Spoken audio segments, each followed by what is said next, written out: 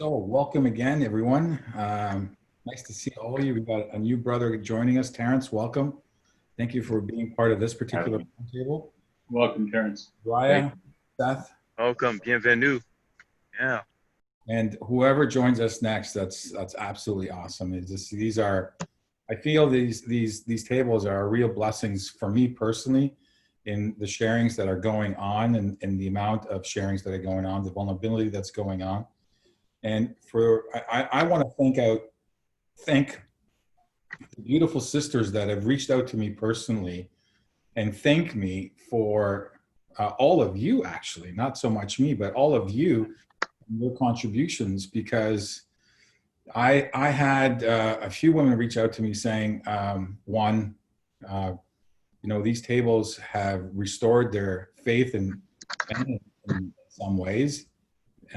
Two, some women have reached out to me and said, they had no idea that there were men like this out in the world talking about the way we talk about. So it's very encouraging for me personally, and that's part of the reason why I do it. The other part of it is for predominantly men and younger men in general. For me, I've always wanted to reach out to younger men because I think, as we've talked, Terrance, many times, we, kind of think that the younger men are kind of more burdened and more lost on what it means to be a man. So I open the table to talk about a little bit of whatever is coming forward to you, and then I want to check in with everybody to see what's happening with you guys and what you've been noticing this past week.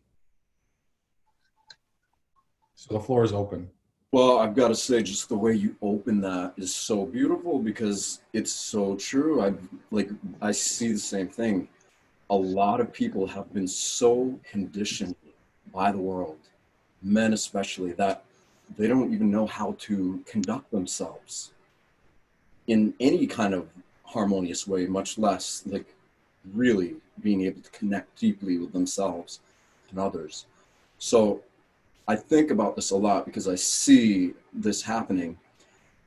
And I've noticed it's like, to what degree are people willing to want to open up and learn deeper about themselves or not? Because it seems like it's crisis or some kind of intense thing that usually brings people to the place where they're open to change. Yeah, that's so true. Yeah. I mean, that's the biggest, I think, thing is when you're kind of going through something and then you're looking for something to, I think, change your mind or open your mind to how you're feeling. We're, like you said it, I think perfectly. We're so conditioned.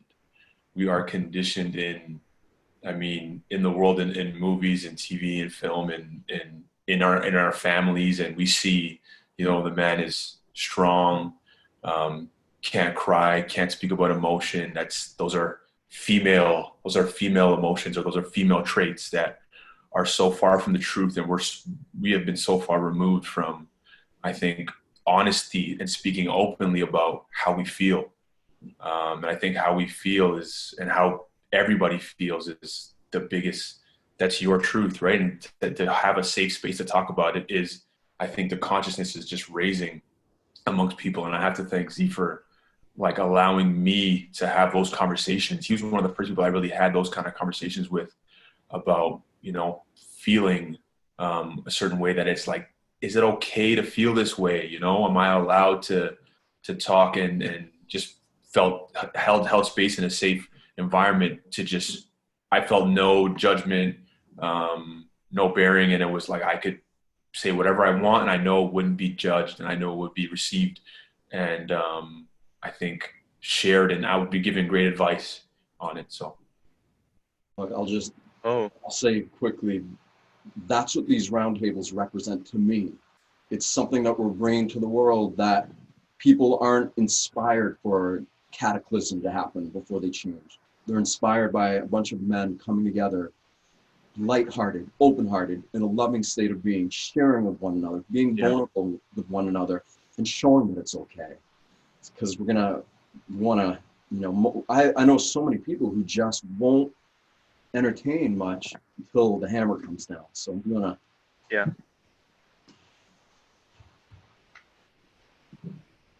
Oh, brothers.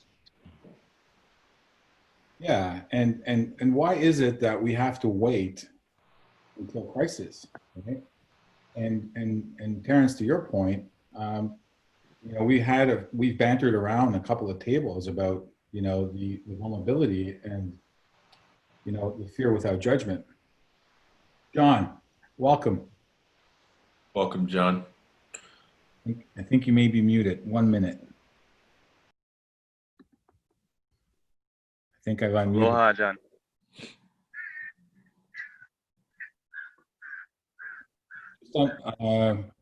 Yeah, can you hear me? Yeah, I can hear you Here just. you go. Yeah, All right. I can hear you. Yes, my Good. name is Jah One. John, that's my government name. Jah One. Right on. Give thanks. Can you see Mount Shasta behind me, you guys? Oh, you out there? Yeah, I'm Big by Mount Shasta. Beautiful. Serendipitously broke down on my road trip. I was on my way to meet my beloved in California, and I took my car and broke down here. Your At car the had foot of other the plans. mountain. Your car had other plans. Yes, It's a lovely place to break down, that's for sure. Of all Yeah. places. Pretty warm, but good vibe. Yeah. Oh man, it's been a beautiful new galactic year day, and such a blessing to be trotting through this creation. Beautiful. And just the interactions I've had with people on the way, they're so helpful, and even the police have been like super helpful, treating me with love. It's like, wow, the universe is reflecting just abounding goodness. Lovely. But John, don't you feel you are magnetizing what's going on within you? Aren't Absolutely. you're reflecting on what you are, right? And that's the Yes. great secret. That's Source. Source energy, 0 point energy. Yeah. Boom. Yeah. Being present, every step of the way, and not getting confused by what could happen or pulled down by what had happened. Freedom. we just started getting into the conversation, John, and talking about just checking in with everybody, what you've noticed that's going on with you within the world, and really sharing from that perspective. And then we'll take a deep dive on what I want to talk about is forgiveness and Sure. all the forgiveness. So why don't we all share about what's been going on in your world in the last 9 days since we last connected. And I think this will bring credence to a lot of men and women that have been noticing certain things and kind of scratching their head to saying, am I the only one noticing this? So who would like to start off? I would start by saying today is the new galactic, the first day in the new year of the Mayan calendar. And as such, it really seems like a reset, like in my experience. And the Rasta would say, Babylon is falling. Fallen. Sin. And it's the time for sovereignty, for us to recognize our divine right and claim it and not be controlled anymore. It's a beautiful thing. Agreed. Yeah, the old ways are crumbling, and they're trying to institute, control with the masks and everything else, But hey, to make people feel better, I wear a mask, and I'm more comfortable. You don't want to stand out, right? There's a saying that says you don't want to be the nail that stands out because you'll be the first one hit on the head. It's a good saying, John. I've heard this one. Yeah. I've been the nail. Yeah, well, someone has to, right? Yeah, absolutely. I mean, but that's I'm that way in other circumstances in this very instant. I'm being the I don't know, the one that stands out, the rebel. Or the leader. Yes. Oh, I saw this Oh, post about wolves and how they do their packs. They Right. have the eldest and the most vulnerable in the front, then the 5 strongest, so they can protect them, you know, the eldest. And the oldest ones, they know where to go. And then there's a big pack, and then the next 5 strongest are behind the big pack, and then the leader is the very last one. That's He right. can see everything. And he's there to Amazing support. dynamic. David, were you gonna share as well in regards to what's been going on? Well, I've seen a lot of what Seth and you, Ezraya, and Jesus have mentioned, where a lot of men especially are waking up and looking around, noticing that where they're at is very uncomfortable for them, and yet not knowing where to turn.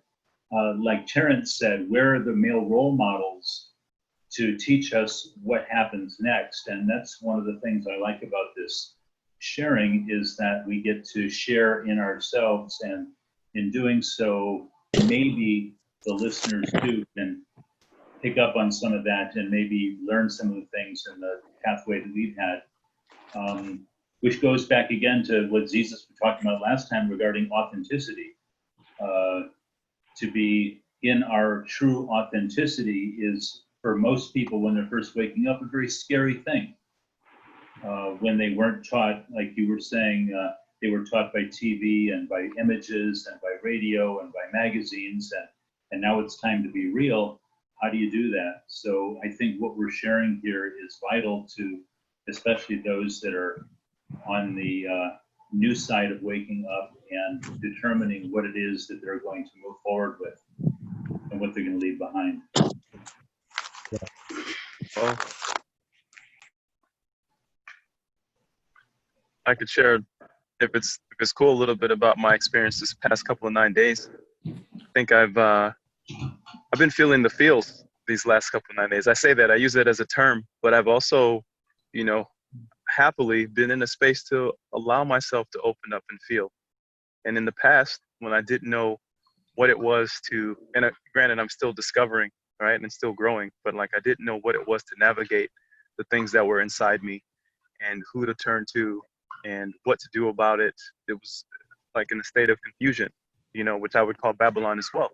The state of confusion where you're being guided in this direction and you don't know what to do.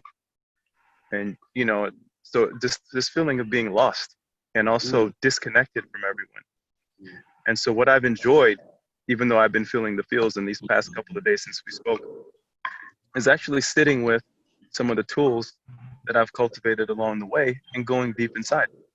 Whether it's, you know, like there's a tool of understanding what it is to be hydrated, right? And the tool of understanding that there are energies that you may be coming in contact with that have nothing to do with your emotional state inside, and being able to separate that from what you're feeling, but also knowing that there's a connection there and a reflection and something to be taken. The opportunity to actually, you see, I'm in nature this whole month until I start this next project, 24th. I'm gonna be outside as much as I can, you know, with my feet on the ground and just breathing this good air and trying to just, you know, send aloha and emit it and creating a little grid amidst these trees. That's and right. connecting with the butterflies and the land and the vibe here. Yeah. And that has helped me to kind of navigate these past couple of days. But I've felt this feeling of anxiety in the mornings, this feeling of rush. What's going to happen next? What am I doing? Am I fulfilling my purpose? And, you know, like, what is this all about? And it's can be disheartening to feel that when I'm already aware that I'm walking in my purpose and I've done so much work to cultivate myself. So one thing that we spoke about last time was just, you know, honoring the journey and really embracing it. And so to be able to do it, to feel that uncomfortableness, and then like come to a place where you, if you're paying attention, to come to that place where you start to feel all that craziness subside within yourself, and then to watch how the external environment responds to you, you know, it's so different. And also, you know, I've been questioning, like, there's a way that you can perceive someone looking at you in one moment, and because of your internal state, the next moment that state is changed in that same look, just like a text. We can read a text in the text message, because I've had some of that happen where I've texted a letter or a word, and then that's been perceived a certain way, and I've luckily been like, hey, wait, I'm not going to leave it there, because I feel like possibly you perceive my text in a different way. Let me send you a voice note so you can feel my love and my appreciation for you. Even though I said K, that was like K, not K. You know? Yeah, And so, a big difference. So, Difference. yeah, I would say. So to not go on too long, this week has been a bit of an eye opener and a soul opener and a heart opener with gratitude, but also I've reflected on a lot of what I didn't understand before, and like that there's understanding now. I've been in ceremony, and I'm gonna continue on with the ceremony, but I think it's fantastic that, you know, Jah One just mentioned that, okay, this is first day of the Mayan calendar. Go figure. Last night, yesterday, the whole day, I decided to take time to myself, because I kept hearing this as it's time to reset, as it's time to reset. What does it mean? And so I literally, even to my partner, I was like, baby, I'm gonna have to talk to you a little bit later, you know, just because we're on different places in the world. She's in Australia, I'm here. So I was like, usually I send a good morning text, but I was like, my love, I'm going to take some time to myself, but I'll catch up with you soon. I feel like it's time for me to reset. And, you know, so it's apropos. And I do feel like we're beginning something new today. Yeah. And that's sovereignty. Taking time for yourself. Love yourself. Yeah. Cheers. Yeah. Thank you, brothers. Oh. Thank you for sharing this. Love you guys. One. Hey, much love. Yeah. So I was feeling the same thing this week as well, and Azariah and everyone else. You know, yesterday for me was a reset as well. I've been grounded down the last 2 or 3 days, where the gravity just seemed absolutely incomprehensible. And as much as I was trying to move forward, I just couldn't do it. And where I would go out into the world, I would see fear. I would see lots of fear. I would see uncertainty, you know, hate. I would see, and everyone just, I feel that kind of vibration is intensifying. And I didn't know, I didn't know how to make peace with that, quite frankly, because that's not my vibration, right? And then I left it alone, went within, and as Jah One said, you know, everything's falling apart. Everything's crumbling. Babylon is falling down.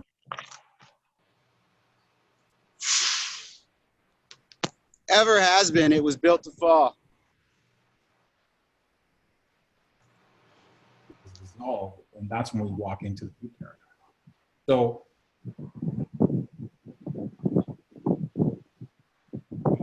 it's like the Matrix, right? yeah, it's already happened. We've already seen this happen. It's already dissolved. And so all we got to do is just love it and allow it to be, right? You know, as Raya and David, you were saying, you know, these brothers, these men that are waking up and they don't know what to do. Well, my advice is do nothing. The hardest thing, the hardest thing to do is do nothing. Just sit still. We are creatures of mobility. We have been, from the moment we're born, we're always doing something. And the hardest thing to do is do nothing and allow the universe to speak to you. Can I just mention something? Yeah, in that vein of do nothing, it's the hardest thing. And as men, let's consider it. We're not in a society that prides us on being able to stop and do nothing. The feminine, you know, in the past, and it's not a matter of them being wrong, but just a matter of how we've been cultivated, is like, oh, you're not doing something. What are you doing? What's wrong? You know, well, so there's always that push. So a natural way of being, and then there's societal pressure to be a certain way. We've been disenfranchised from that natural way. So it takes a bit of strength and discipline, willpower for sure, to put yourself in a place to stop. And I found that difficult this week, to say, you know what? Yes, I'm going to surf. I'm not going to work on the art of wanting you or any of these other things that I'm working on, I'm just going to stop for a second and let whatever needs to come up. And amidst that, I had from so many different angles, like, hey, what are you doing? What are you doing? And I was like, I'm stopping. Yeah. and doing I will move with force and power against it. Yes. So kudos for that statement. It's important to see the synchronicities that lead up to the moment, like, and you don't see those if you're not in each moment. You just see a series of events. But when you stop and just breathe and be present, things just happen, and it's beautiful. It's like you accomplish things without doing. It's very Zen, very Tao. You know what it is too, is aside from doing nothing, I know for me, because of the conditioning that I was subjected to, because of all the different things that had happened in my life, I was hanging on to that stuff, like literally hanging on to it. And it manifests as anxiety or health issues or whatever.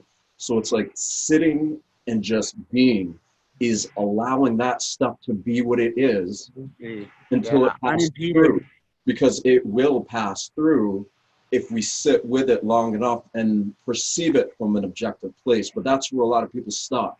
They start to feel what this, they feel whatever their issues, their things building up. And then they're like, yeah, I don't want to deal with this. I just back off. Wow. Thoughts. Yep. Literally sit with it, breathe, like all these tools, all these things are all saying. And you just become aware of it for what it is, which is the past. It's past. It's not right now.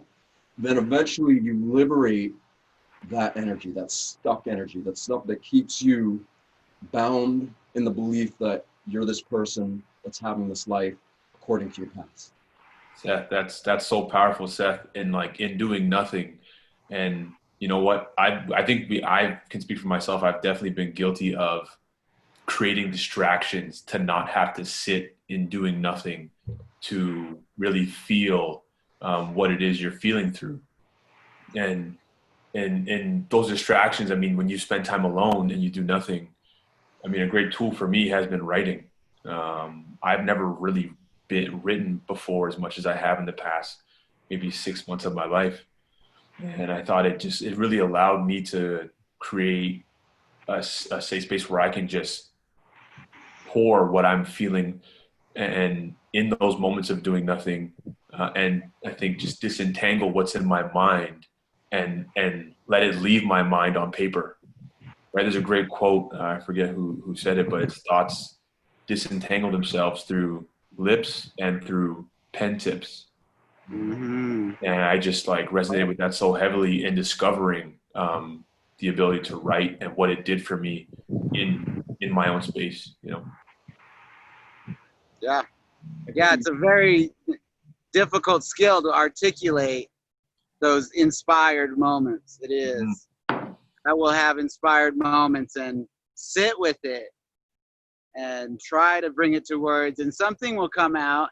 Yeah. And a lot of times it doesn't actually capture it. It's still beautiful and it is what it is. But sometimes it's almost impossible. So it's a skill for sure to write that stuff down. Yeah, it's like, as you do it more, you become more familiar with those emotions, and then in turn you can better articulate what those things are. That first time you do it, you're like, what is this? Right. I'm feeling. It's that's where I think the angst comes from, right? You can't all the way articulate it, but then when you get to a place where you can understand it, and then you put it down or have these conversations, it's like, you just feel it feels better. That is immediately accessible to any and all, Yeah. But it's that's my message. What I would like to bring is, spirituality is accessible immediately to everyone. It's all the disciplines and faiths are beautiful and, important, but being immediately accessible, I think, is something that people don't get. They think that you have to, work to achieve spirituality, but the spirit is who you are, and we're pushing through this material form you know, to express our spirit. And it's a beautiful thing. Yes. But yeah, immediately accessible to any and all. So just getting back into the whole notion of doing nothing, you know, as we were talking about that, nature for me is the greatest teacher. Gaia, you know, Mother Earth is Yes. the greatest teacher. And you think about, you know, river torrents, for example, or Zariah waves, for example. You know, when you get immersed, or when you are in the mercy of a wave or a river torrent, you do nothing. You fight. You don't fight, because the more you fight, the more humbled you become, right? Mm-hmm. The art Be like water. Be like water. Absolutely, Bruce Josh. Lee. Absolutely. And that's Taoism. it is Taoism. And the point that I'm trying to make is that form of nature, taking into your life, into your lessons, into your issues, is the hardest thing to do, because you don't see a physical thing. You see an abstract thing, an emotion, an issue, whatever that is. And how do you apply that into the form that which is formless, right? So understanding of do nothing and allow, yes, absolutely. The societal pressures come in, all that gets more and more complicated and more blurred, as it were, right? Speaking of the Tao, can you guys hear me, or is it windy on my end? Okay. You're fine. There's a quote that stuck out to me last week, because I visit it every once in a while, and it was, to be a valley to the realm. Have you heard of such a thing in your readings, right? And so we talk about the 0 point, and I was thinking, often when we think about a valley, we're thinking about the plateaus and everything that comes down, but the valley to the realm is the very bottom part, where everything soaks down into. But then when it hits that bottom part, it also soaks into the ground, right? So when we think about the 0 point, or I don't know, the structure of, you know, us beyond the hologram, it just makes a lot of sense to me. And I'm willing to be off on that too. But like, to be a valley to the realm is to receive, but it's also to give at the same time. Mm-hmm. Receiving from above and giving to below, quote unquote. You know, so it's Harmony. I love the Tao. Yeah, it's harmony, and I see this in nature. I see this amongst the trees and in the grass. Yeah. Wholeness, Everything. indeed. One of my favorite words. Yeah. Yeah. So you provoked a thought within me, Azariah, which is receiving. You know, we as men aren't, from my perspective and from my vantage point, hardly are in a, maybe I'm speaking about myself, so maybe I'll qualify that for myself. It's hard for me to receive as a man, because I'm always out in doing things, in giving things, in fixing things. So the moment that someone receives, or the moment someone gives something to me, whether it's a physical thing or kind words or support, it's hard for me to receive, because that's my practice. That's my lessons right now. You guys, you learn. That's something that you're still learning to do. It's a funny thing about receiving. I've had to deconstruct my how I look at that, you know?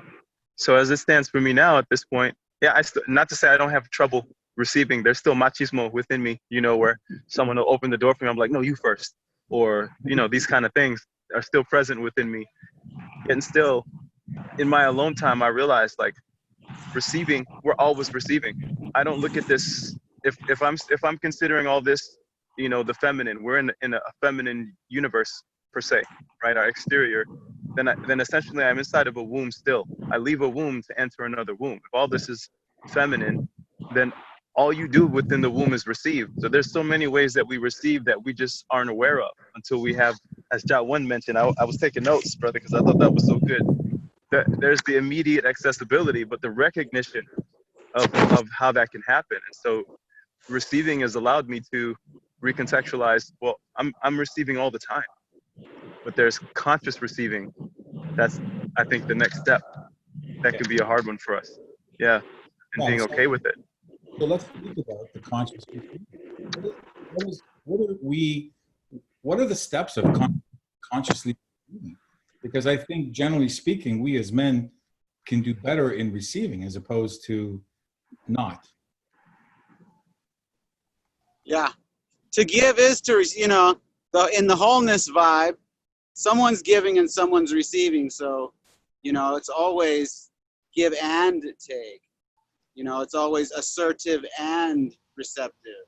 Male and female, masculine and feminine. You know, but as above, so below. It's reflection, really.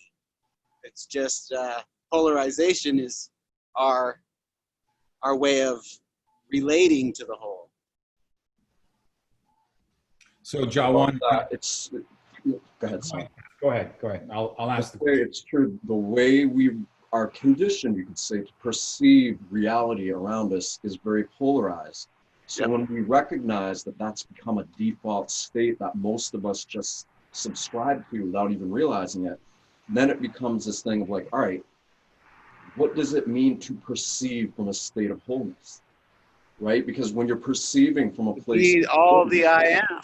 Exactly. Then suddenly that polarity, that duality, all that stuff doesn't exist. And really it's very simple too. Okay. It's like you might be talking about these concepts, and some people it might sound whatever, you know, based on wherever they're at in their own journey. But it's really, really very simple, because we are actually more whole than we are fragmented. But if we're addicted to the conditioning we've been subjected to throughout most of our lives, and giving most of our attention to that, which is what we do without even realizing it, we're staying in a state. Unconscious creation. Exactly. So realizing that, oh, okay, there's a program playing that I actually built. I actually made the program. You're making it all up. Yes. Exactly. Bingo. So and when you can see that object, and like Terrance was saying, I write too. I just like when you look at the stories you're telling yourself, the stories the world that is telling you, and you do it from an objective, detached place, you recognize that there are no stories.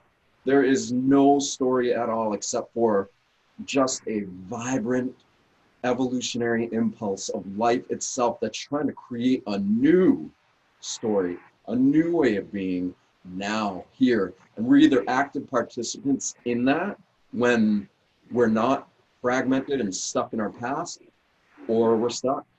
And it's that simple, really. Well, Have you all heard of the science that Nassim Harriman is bringing out?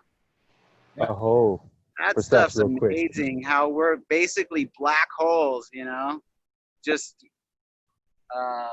as we go through the physical plane, we're making reality out of empty space by projecting what we vibrate into the universe, and it echoes back at us. Perception. and the There may be an objective reality, but all we can perceive is subject for the most part. Or yeah, you know what I mean? We're creating our reality. and the point of singularity, Jah One, is the heart. The point of singularity that Nassim talks about, where the sacred texts talk about, where most religions talk about, where more spiritual masters talk about, is the heart. And there's a special sacred place in the heart, and that's the point of singularity. Understanding how to get to that place, then you open up the whole universe inside you. And so not looking outside, looking within, right? Yeah. oh, Let the way of the heart, let the way of the heart, let the way of the heart shine. Jah One's energy just lifting me up right now, man. Just So let's segue into forgiveness. I'm keenly aware that one of the hardest things for all humans to do is forgive. Forgive yourself, forgive your fellow human being, and And, you know, this is in line with self-love, and we've talked about a little bit about self-love. Another trait, another skill I think most humans can probably do better. And I forgot the other one. There's three that I actually think that are difficult to master, as it were. So talk about forgiveness. What forgiveness means to you, what the role of forgiveness has been in your life, and any any highlights you want to share as it relates to someone's life. I think I'll kind of lead on this one a little bit, but forgiveness, I think in everyday life, I think we always just associate forgiveness with forgiving somebody else, but the impact of forgiving yourself is exponential. And I mean, I never even, I think, thought or had to feel through what it was to forgive yourself until I really saw it and kind of lived with some things that I had done or decisions I had made that made me feel guilty and almost not okay with forgiving myself. Like, should I be allowed to forgive myself? Because, you know, there was harm caused to other people or whatever the case may be. And it's like, you know, forgiving yourself was, I think, one of the biggest liberating things for me that allowed me, I think, to grow. Because when you're not forgiving yourself, you're kind of sitting in this stagnant place of reflection, but you're not moving from it. So that, I think, was a very kind of aha moment to learn self-forgiveness. Didn't realize how impactful it was to my mental health, to my heart, to my mind, and to my well-being, mentally and spiritually. That's liberating. Yeah. So talk a little bit about that, Terrance. Once you realized you had to forgive yourself, what were the steps that you can talk about or you've integrated or that you can share? What are there steps? How do you begin? I think in the journey of self-forgiveness, I think there had to be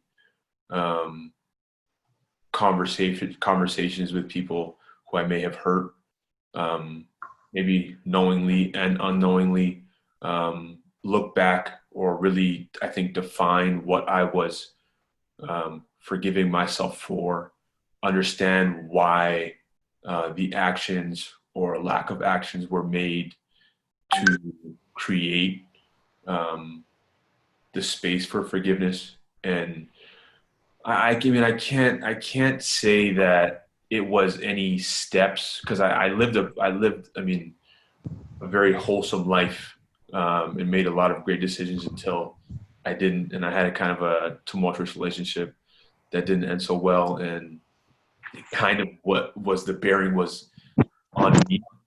And, you know, just I think I wouldn't say there were, again, steps for me, but it was, I think, understanding why, and just asking yourself those tough questions that we don't want to talk about, those things we don't want to talk about or don't want to deal with, or those feelings we don't want to sit in. Sitting in those feelings are very uncomfortable and can be, you know, painful. And yeah, it was a tough journey for me. But you came across the other side. Right? Yeah. You're wiser and more fuller. Right? Yeah. Yeah, absolutely. And I hold that experience near and dear to me, because in forgiving myself, I've learned that there's going to be someone who's going to be at another time who would need, I think, my help or my conversation or my heart or my mind to be able to share with them that experience that may also liberate and help them get to, I think, well, I mean, examples, what you did kind of for me in the conversations we had in that growth. And then, you know, I would eventually love to have those conversations with somebody who would, and the universe continues and grows, and that cycle kind of expands. I wanted to actually kind of take that apart a little bit more.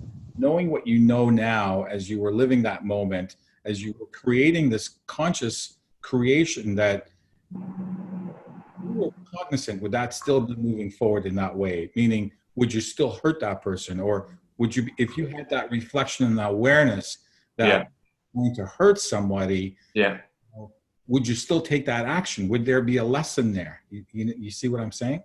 Yeah. Yeah, absolutely. I mean, I think the biggest lesson for me was lack of clear, defined communication, and understanding myself, but also understanding someone else. So understanding my needs and someone else's in communication. And I think the fears of having a feeling or an instinct or an intuition and not vocalizing it in fear of creating hurt. That's the lesson for me, would be to vocalize that regardless of what that may look like. The growth from that would allow me to consistently have those tough conversations that I think I shied away from in an earlier stage of my life, and just wanting to. I mean, I'm a Libra, so like I'm very peaceful and non-confrontational. So it kind of goes against my grain to do a lot of that tough work. It feels like it's heavier than it may be, but yeah, I think understanding and feeling through and communicating was the answer for me. Oh. Oh. If I can add to something Terrance mentioned, I think it's important to remember what Terrance said so eloquently. The lack of forgiveness is not only keeping us in a stagnant space, it's actually worse than that. It keeps us trapped in the past, where we can't be in the here and now. So we are completely immobilized, and it's impossible for us to be in the present where our power is. And so the understanding of forgiveness is important to, like you said, Terrance and the others, not only forgive the other, forgive ourselves, forgive all the people, all the places, all the events that led up to and created this situation for yourself, and then completely let it go, like letting go of old baggage, so that we truly can be present here and now. And we were talking about receiving earlier. It's a fabulous gift to be able to give forgiveness, but it's also an amazing gift to receive, which we're always doing simultaneously when we're actually completely doing the act of forgiveness. So thank you all. Very well said. Thank you. Aho. Thank you. Aho. I love you, brothers. Let me just put that out there. I love you too, I man. don't necessarily go to church, but I feel like every communication that I have, with the brothers I've been communicating with, but even in this moment, is like that feeling of church in a sense, Yeah, and I just think it's holy, it's set apart, it's kadosh, and I really appreciate it, Baruch Hashem, if I could. And so like, we're talking about forgiveness, and this book comes to mind that I read a long time ago. It's by a gentleman named Don Miguel Ruiz. It's Nehuatl Knowledge, it's the 4 Agreements, and even the 5 Agreements. And I believe his son has put out some books too. Yeah. There's one particular part in the, I believe in the first book, where he speaks to forgiveness, and he's talking about animals, quote unquote animals, our brother and sisters who navigate, and if something happens to them and they get hurt, there's this moment and they move on, as opposed to us, where there's something that happens and we keep replaying it and manifesting it over and over again. So as we were talking, some things came up in my heart, and I just jotted it down, and I'll just share, like, forgiveness. And I believe self-acceptance is a deep part of that. And so self-forgiveness, Terrance hit it on the head. Shame for mistakes. These are some of the things that I've just had to work through. Anger for the weakness and helplessness that I felt. Shame for mistreatment, my mistreatment of others, and also feeling mistreated in some ways that I haven't spoke to. Letting things go. Understanding that I don't know the end of the matter, and just being okay with that. Forgiving me just for being me. Getting to that place of it's okay. Like, you know, that moment where you're like, where you just realize within yourself about any circumstance that like, it's okay. Like that moment, you know, and like really feeling into that it's okay moment. I don't know that I've ever articulated it Resolution. before, but I feel like that's it. You know, resolution, atonement. Yeah. Yeah. Yeah. That's a musical term. You know, the music builds tension, and resolution is that it brings a feeling with it, like, yeah, man, I feel that. I felt that even in the music. Resolution. It's amazing. Cheers. Then the question was the actions. Resolve. Like what actions? So I jotted down some actions that I've taken, and I like this, that it's a musical term. That makes all the sense in the world, brother. Thank you. Yeah.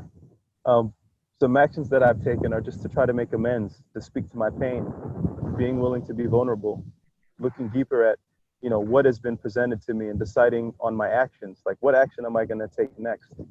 Because it seems like there's a cyclical nature, right? And so I'm looking at what is the tangent that I can take to that circle, step into a new orbit. It doesn't mean that I've solved everything completely, but I think you come into a new orbit every time you make that tangent step. And I believe the tangent line is what holds the circle together. But that's, I guess, the topic for another discussion. Then yeah, that's pretty much it. Those are some steps that I know that I take currently, you know, and they've benefited me along this path. I hope that's helpful to any of you, or if you guys resonate with that. I hope. Oh, yes. Thank you. Sure. As far as for my journey on forgiveness, I've always found, for whatever reasons, I've always found forgiving an easy task for myself. I've never really had, maybe there have been some circumstances where I was deeply wounded. You know, I can speak about one situation right now where I met this brother who is incredible individual, right? And we shared a trip where we did some healing in Florida. We had a great, and because there was some drama towards the end, and I thought, okay, I'll let it be. A couple of months went by, 3 months went by, and I felt deeply hurt because I thought, I mean, I don't know, still to this day, I thought something within my actions created this separation, right? Created this division. And there wasn't I don't want to say respect, but the communication that I think that I needed to have in order to have a better understanding of what was that created this separation and this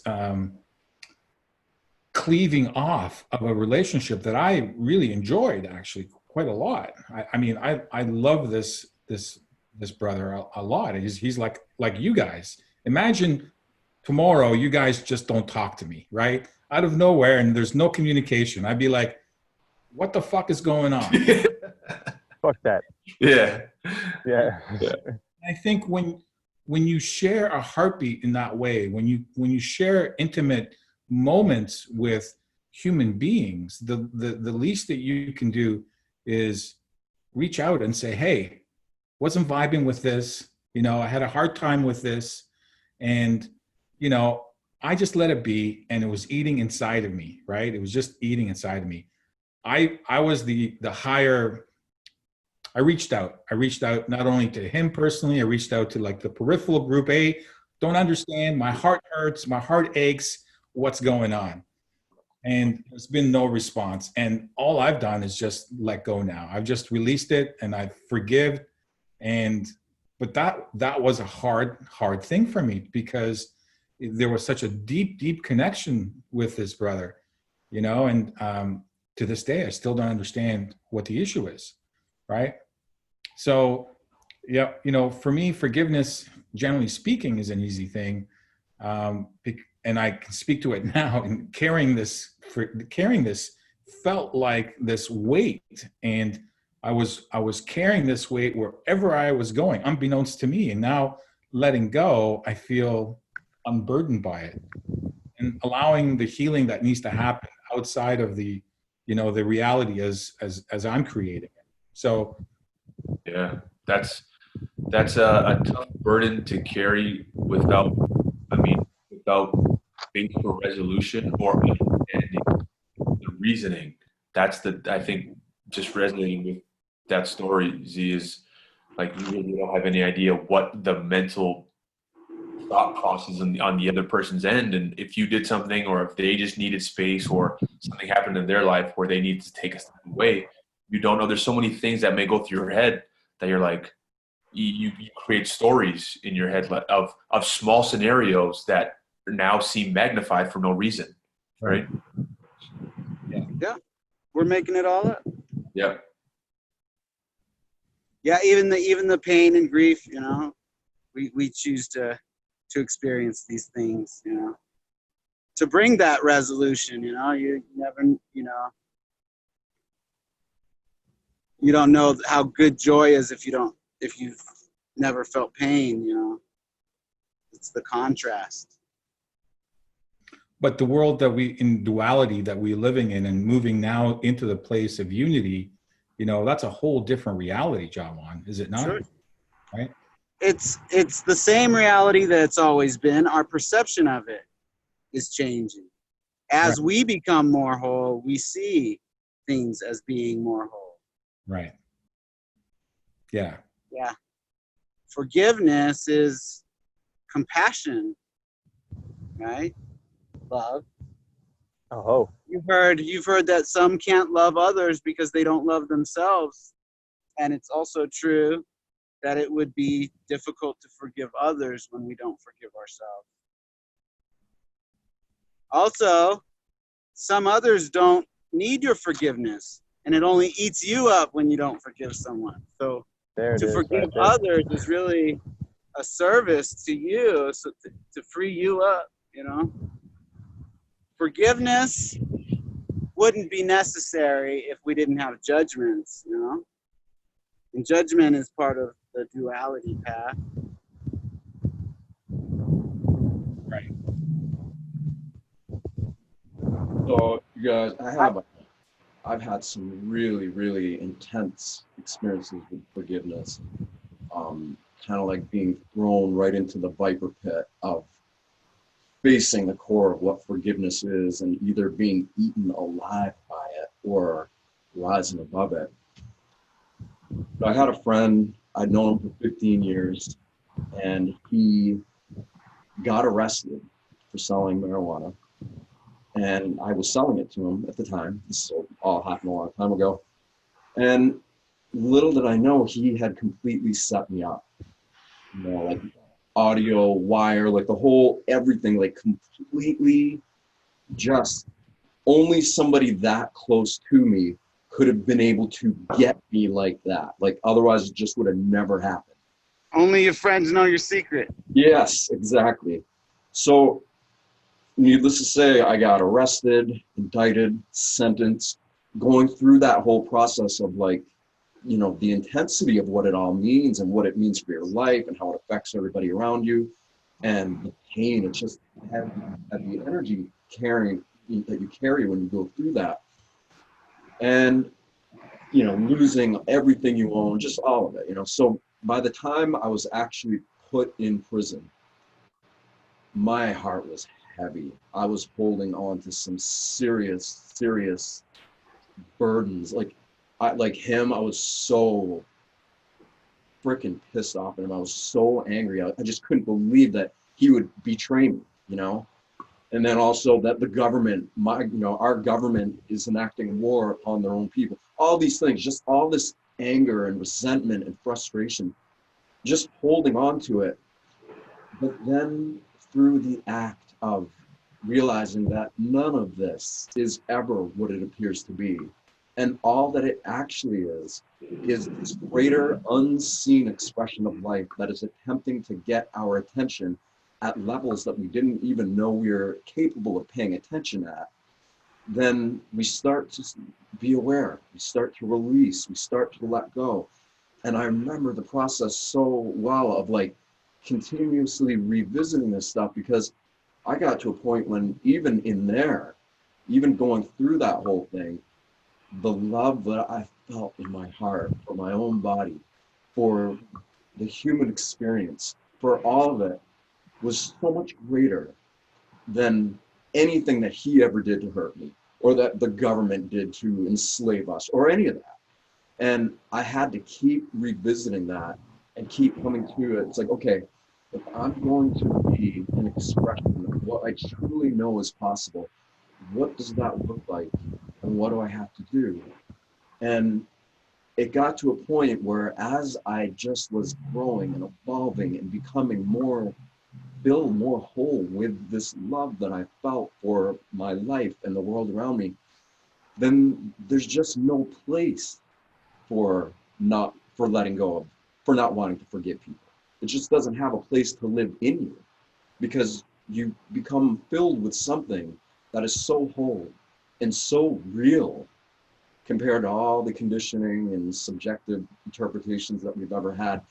And when we as individuals have chosen to make focusing on that our number one priority, then this life force that's animating us, that's gifting us this opportunity to experience reality through these human senses, it gets stronger in us. It becomes more powerful in us. And you realize, like, forgiving people isn't about even forgiving them. It's about forgiving because that's how you become one with what you really are. It has nothing even to do with them, really. Oh, So, yeah. Beautiful. Wow. Absolutely. Yeah, brother. Yeah, man. So let's pull the iris a little bit out and seeing what's happening in the world right now, right? I mean, I think this is really important to talk and to put out to the world as a whole. We talked about receiving, we talked about forgiveness, we talked about, you know, I really anticipated at this point in time, we would get news for indictments that would happen in the U.S. From certain from the Russia probe, let's say, or the Russian hoax, and I expected a whole domino effect, and I think it's coming. I just don't know when it's coming, and I think when that happens, and it is going to happen in my view, it's going to push an extreme polarity. We've already seen what's going on in Portland. We see what's going on in California. We're seeing what's going on in Detroit. We're seeing what's going on in New York. You know, the cities are completely polarized in the way that we as human beings understand each other, right? And so as I watch these disturbing images of human beings hurting other human beings, of disrespecting property, disrespecting laws, disrespecting whatever that is, you know, in my heart, allowing that forgiveness to happen, because as we talked about, this is a paradigm dissolving right now. And as difficult as it is for me to seeing all of it dissolved, you know, seeing more power coming in, more totalitarianism with, you know, your sovereignty, as it were, you know, seeing all of that coming in and becoming more intensified. And guys, I believe it's going to become more intensified. I'm just holding that space of forgiveness and one love, because it really goes down to that love vibe, that love space within the heart, and holding that. Because if we allow ourselves to get carried away in the extremes of, you know, too high or too low, then we're just as guilty as everyone else participating in that creation, as it were. It's true. Well said. Oh, Yeah. So, you know, I think, you know, as I see the world kind of spinning out of control, you know, we just need to hold space, and we don't need to go and march. You know, we just need to be in our hearts and love everything that's happening right now. As hard as it is for me, you know, as hard as to put those heart barriers down, those heart walls down, to say, I see what's happening and it's going to be okay. Yeah. you know, let me just throw something in. In the end, we win. Yeah, yes. When a lot of people, what we tend to do, which is old programming, it's old conditioning, we get caught up in the appearance of things more than the actual impulse of what's happening underneath it all. And so when we do that, we automatically go into separation or division. and it's us against them, or me against you, or this against that. What I've done in my own journey, because I felt like I had no other choice, was to connect to that part of myself that takes responsibility for all of it. Literally to the degree of like, okay, I know this looks a certain way, but what if it isn't really like that? What it really is something that is so deep and so profound. And what if it was actually trying to communicate directly to me, right? So all the things going on in the world, as collective as they are and as many are involved, what if it's not about the collective? What if it's literally about this greater impulse of life, trying to get each of our attention at the individual level? And what would that look like? Right. That's, Oh, yes. That's what I have to say. Would you agree that those are aspects of ourselves? absolutely, Jah One. Yeah. You know, Yes, Jah One. there's 7 billion people with 7 billion perspectives. We are a reflection of each other's. And what's going on right now is exactly that. We are uniting back to source. Oh, Have you guys, unity like, vibe. I love it. cheers. Yo, have you guys experienced, I don't know how many of you have done any plant medicine. Meditation, I've experienced the same thing. But again, that aha moment, even if you can't verbalize what it was all about, but that moment when you come through a certain point in the journey and you're just like, haha, ah. And then you come out of it and maybe you try to describe to people, but you don't know, but you know your soul has taken the lesson that it was meant to take. Not knowing the end of the matter because you're still in the matter, so to say. But like, that's it. Like, I feel like we just keep approaching these, and at different points in all of our, the totality of the whole journey of consciousness, one of us, two of us, three of us, I don't know, 12 billion of us, we figure this out at that point and we move on to something different. And so it's the case for all of us. Like, we're all navigating this whole journey together as different expressions of the total. So I like those aha moments, whether I can articulate them or not.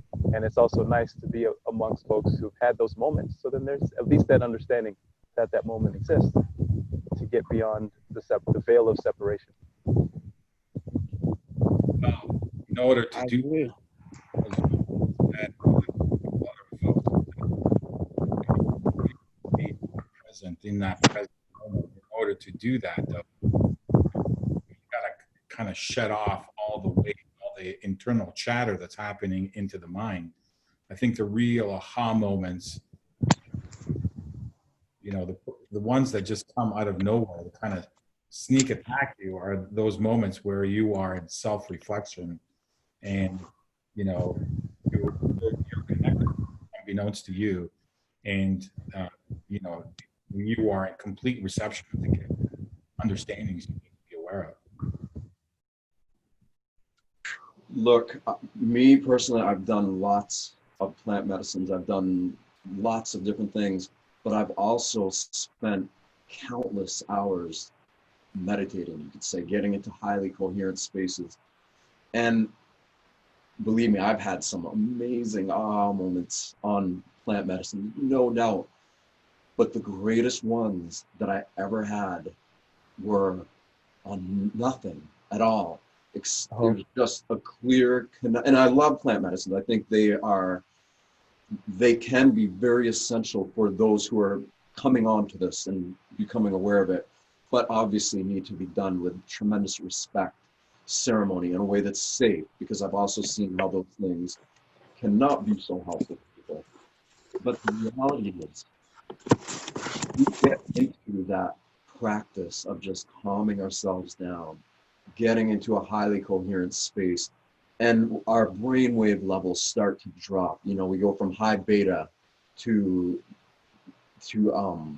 alpha to delta. And as you start getting lower and lower, then suddenly there's nothing but this consciousness existing as it is, and that it's causing the heart to beat. It's almost like the body goes completely asleep while the mind stays wide awake. And in that place it's like life is nothing but one big aha moment, because that is always there at all times to like try to get our attention, you know? Well, you know, my Oh, experience, Seth, is that sweet spot is between the delta and theta wave, alpha wave. So, you know, you can get into the alpha waves. After that, you get into the delta waves. And then before you get into theta waves, there's a sweet band that, you know, that's, to me, that's consciousness in its full bloom. And being aware how to get to that point, while being actually in the heart, holy smokes. I mean, anything's possible. My most profound moments have been in meditation. I've done some plant medicine, but I think for me, I did them 20 years ago, 30 years ago, as I was beginning my awakening, as it were. And it kind of ripped apart the reality that I thought I knew. And that was required for where I needed to be right now. It's no coincidence that Mother Ayahuasca was introduced in 1990, because at that point in time, you know, we've got this mass consciousness that's kind of coming online because of Mother Ayahuasca, you know, because of other plant medicines. So yeah, I totally agree that plant medicines serve a purpose. I mean, that's Gaia giving the gift to us, but being dependent on it is really where the issue becomes, because once you're given the vision, once you're given the understanding of the reality, I think you have a responsibility then to connect within yourself, not only to recreate that moment, but to heighten it and to create mastership associated with it, right? yeah. I just want to state that I'm in agreement with all that. You know, in previous maybe episodes of our gatherings, I've mentioned that I consider that the back door of plant medicine. My first experience with expanded consciousness was through Vipassana, you know, through meditation. And then I was exposed to plant medicine. And for me, my father was a drug counselor. So drugs, he scared me, you know, I maybe smoked marijuana one time once or twice in college, and then a couple of times after that. And then, you know, of course I'm cool with it now, but at the time it was like, nah, I'm good. And so when I came into it, it was, you know, it was proper ceremony and preparation. And I recognized, like, this is a consciousness that's part of all the consciousnesses here that will take over you if you're not, you know, respecting it and honoring it. So I'm grateful for the way that I came into that. But I maintain, just as Seth has mentioned, just as you're mentioning, that it's a good thing to be able to connect, because it's here all the time. It's just a tap on the shoulder to say, hey, this is what's here. And so what do you take from that experience, whether it's meditation or, you know, meditation with medicine or just journeying with that? And how do you apply that to the journey here? Because what will you take with you as you head out, whatever that means? It means putting lessons into action. Cheers. Indeed. Yes. Yeah, and you know, I fully resonate with meditation and altered states of consciousness induced by medicines.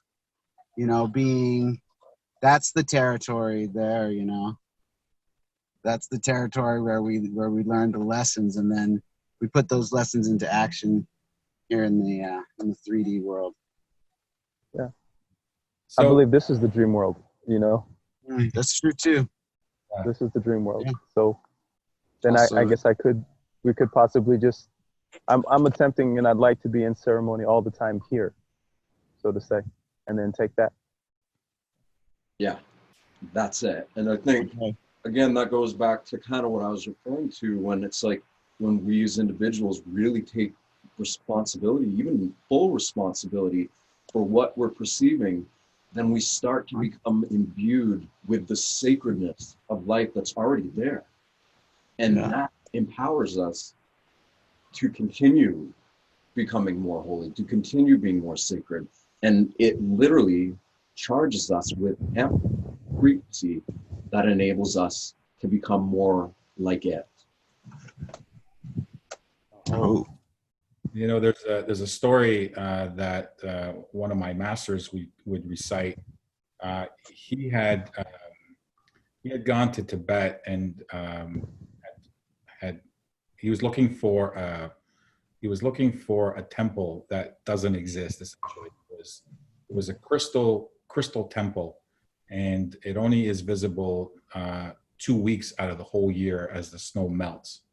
And so this is a mythology, and he knew that it existed. So he started this trek, and snowboard down. Well, he fell in the snow. He had frostbitten. Tells the story of monks finding him in the snow. His nose was frostbitten, his fingers, his toes. And if you know the whole process of Kichari Mudra, you have the salivary gland that starts to secrete a secretion. And that's actually how the monks keep themselves alive without eating. It's the Kichari Mudra. And so they would secrete that on his wounds, on his frostbite, and slowly over the course over 2 months, he got all his fingers and his toes and his nose back. He's perfectly fine. He started to learn, and these 2 monks teach him many things. Actually, he's got a few books out on part of the lessons, but mostly the lessons that were born had to do with the way of the heart. But one of the story he talks about is in this particular temple, there was a particular monk assigned only to dream time. He was the dream time master. And so, his question was, how do you know this is a dream? And so the monk said, close your eyes. So he closes his eyes. And all of a sudden, he was there in front of him. Then he begins to question, was that real? He says, absolutely, as real as this was in front of me, right? So he started these lessons, and everything the moment he was quote unquote conscious or awake, he would repeat every moment, this is a dream. I see this girl doing it, this is a dream. This is a dream. This is a dream. And he kept reinforcing the point of this is a dream. And sure enough, over the course of a month, he started perceiving differently. Everyone started to slow down. Reality started to change for him.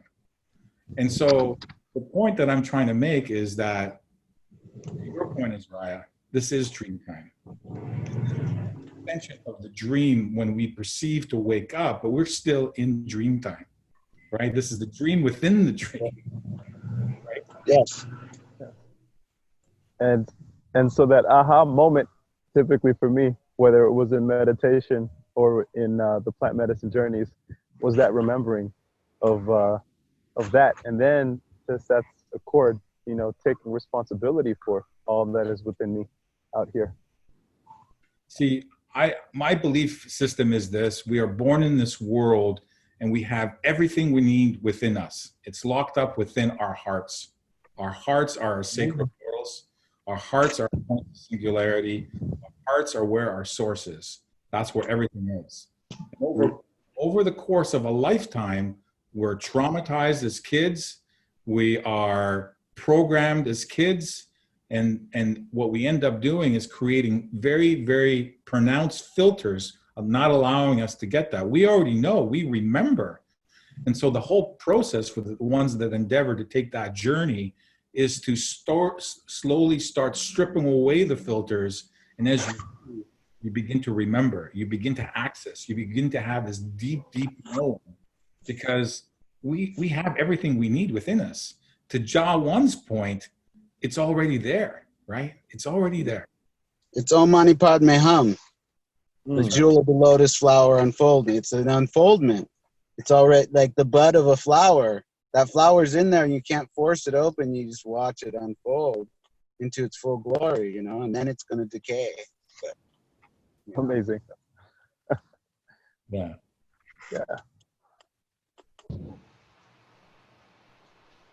Yeah, it's unfoldment. It's just presence,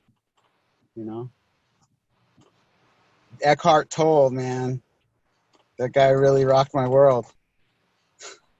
Well, especially when he came out and Same. I mean, he opened a lot of eyes, and a lot of people started opening up and creating this whole movement that exists right now. And that's required. All of this is required in the movement as we begin to become aware of a higher consciousness. Or I shouldn't say a higher consciousness. Consciousness in itself is high to begin with. Yes. We just become in tune, in harmonic resonance with that consciousness. Yeah. Yeah, it's the underlying source of all that is. Right. And we are largely not conscious of it and conscious of the fragmented reality, the thoughts, the feelings, the perceptions. And those are all distractions, or as some would say, distortions of the reality. Right. This And is beautiful. The more we become of those, the more we become aware of the distractions, because the distractions then become very nuanced, right? Yeah. Once you become aware, oh, that's a distraction, then the distraction becomes even more nuanced, that you're going to go, oh, that's a distraction, right? So it's an unfolding, right? It's like a fractal. It just keeps, Absolutely, going deeper and deeper and deeper. This envisioning of this as a flower, as a lotus, or like the unfolding, thinking of like flowers within flowers, you know. Mm-hmm. All of us is one flower if we wanted to do that. And then some That's of us who folks would look at as like, you say like, okay, we're starting to awaken to something, and you know, we all know the frustration of looking around us and being like, why are you doing this? You know, as people are awakening on their path. But if I was to consider the brother next to me who may be doing something that I might consider unaware, right? As just someone that's more in the center of the flower, awaiting his turn to unfold. That's the part of the flower that you protect.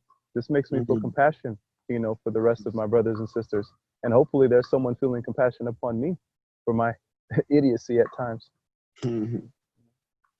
Yeah, that's a beautiful picture. That the unfoldment of the consciousness of the whole species. You spoke that right into my mind's eye a moment ago, Jah One. Yes, yeah, brother. Much love. Cheers. That harmonic resonance. There it is, baby. Well, I think that's, anything's possible when we actually can bring our heart walls down and have meaningful conversations. And that's the spirit of these roundtables, is to encourage more and more individuals to lay down their arms, their armor, and be vulnerable and speak your truth, but speak it in a way that's respectful to one another, right? To honor the individual and their collective traumas as they've gone through that, trying to understand a reality that doesn't make any sense to them, right? This is what we're all seeing right now. The horror of everyone waking up and going, holy shit. Yeah. And Look so, at the mess we're in. Let's fix it. Yeah. And it does. It takes consciousness to address the issues, you know, or else they don't get solved. There's no resolution, only tension. I think it will be what it will be, Jah One, but I think what we have to do is in my view, is just hold the space in unconditional love and compassion, right? Just allow it to be what it needs to be, and hopefully in the process, begin to let everyone know there is a better way, right? You know, the Rastafari preach the same way, right? There is a better way. Yeah, you know, someone had mentioned masters. You know, like you had the master would teach you, you know, and certain plant medicines and chemical medicines without a guide, you know, it's chaotic and it can be really like a bad place. Yeah. You know, like we don't have spiritual masters per se so much in the West that will be willing to guide people on the spiritual quest. And so we end up just consuming these medicines and seeing where it goes, you know, and it can be good, but it's good to have a guide or be a guide. But don't you also think that we also look for shortcuts in the process? And we find them Do we though? I Mm. question that. Cheers. spontaneously. Yeah, I think so. I think, time, as we progress in time, we find new ways of doing things. The old ways are good, but new ways are cool too. Right, but I think that's a direct relation to our consciousness being ready for these things. Amen. I don't In this time. exactly in this time. I don't think Mother Ayahuasca would have been appropriate in the late 60s as everyone was dropping acid and taking peyote and taking all those hallucinogenic drugs, right? It's a Well, in the Amazon, well, in the Amazon, in the West, it wasn't the right time. Yeah, timing is everything. right. And I was speaking more of mass consumption because in the Amazon, there is only one person that takes Mother Ayahuasca and they take it for a very defined purpose, right? Wow. They take it and honor it. If somebody's sick, if they're having droughts, if they can't hunt and need a way to understand how to get the hunting, Mother Ayahuasca provides those to the chief. And the chief is the only one that takes that, or the medicine man. Sorry, the medicine man is the only one that takes that. So That's the old ways. Absolutely. That's the old ways. Nowadays, we're doing groups. Exactly. Becoming more aware of what the reality is. Yeah. Also, perhaps the medicine man has expanded himself into more of us as well. Exactly. Yeah. Exactly. And there are more and more people that are more aware and comfortable in that terrain and can bring more people online. It's just a matter of numbers, right? Yeah. And I maintain, even with all that medicine, it's just a doorway to recognize that we all are the medicine. Right here now in this. So I'm at that point now where I feel like this is a good place to bring some last words as part of this conversation. So whoever wants to lead first, what are what are some lasting impressions through this conversation that you either have taken, understood, or you want to impart as we close this discussion? Anyone? I would love to speak to the listeners, the viewers, the people that are paying attention to this circle from the outside. We covered a lot of interesting stuff tonight. We went in a lot of different directions, but if you're somebody who's realizing that life isn't what you thought it was and your world is crumbling and things are just looking like they're hopeless, you feel helpless, you feel like you're lost, know that there's always some kind of initiation in any part of our lives, no matter where we're at. And lots of people are feeling a lot of this stuff now more than ever. And that's what a group like this is for. And that's what other groups that are forming are for. Like, seek out those who you truly feel like can help you, but also don't be afraid of your emotions. Don't be afraid of yourself. Trust that even though everything looks like it's breaking down, it's for a greater purpose. Amen. If you can find that part in you that trusts all of this from that place, then you will naturally start to attract people, places, things that support you having a deeper and greater understanding of why this is all occurring. Yeah, as you embrace the divinity, it's reflected back at you, and you're embraced in return by the divinity around you. Yeah, never be afraid to be yourself is what I hear you saying, and that's glorious, empowering. I love it.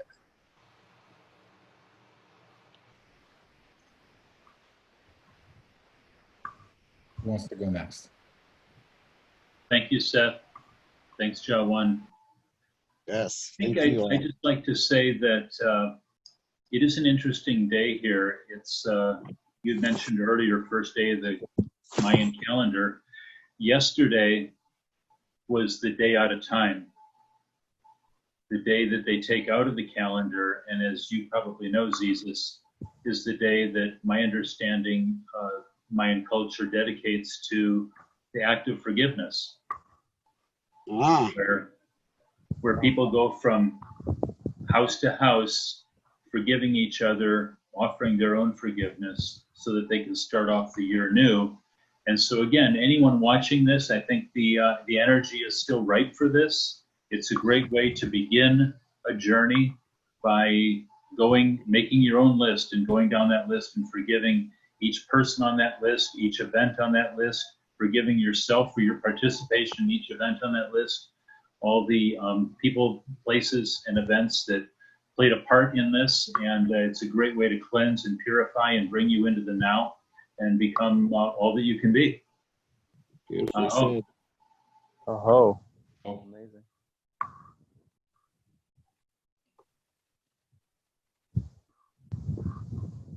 Thank you, David. Azariah, Jah One.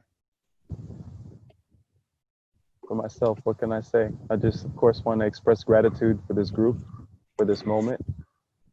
I want to just invite the people again who are listening, not only to listen to our words, but if you're free to open yourself up to just feel the vibration of the sound of our voices and like try to feel it in your heart, because there's always more. Just as Seth was speaking to, and we've all been speaking to, the fact that there's more going on in this realm than we can see typically. I'd like to invite you to open up to feel in different ways as well as what's going on, because there's a lot of information, and typically we only take in so much at a time, but it doesn't mean we can't tap into it in a different way. So for me, as I was listening to you brothers, I also, granted I have pen in hand because you guys are dropping jewels, jewels I say, but at the same token, I'm also listening to the vibration of what you're speaking and really just trying to open up my heart to feel what's in your heart.